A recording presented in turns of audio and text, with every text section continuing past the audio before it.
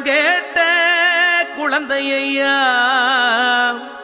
அப்பனுக்கு பாடம் சொல்லி ஆறுபடையாட்சி செய்யும் ஏசாமி முருகனையா.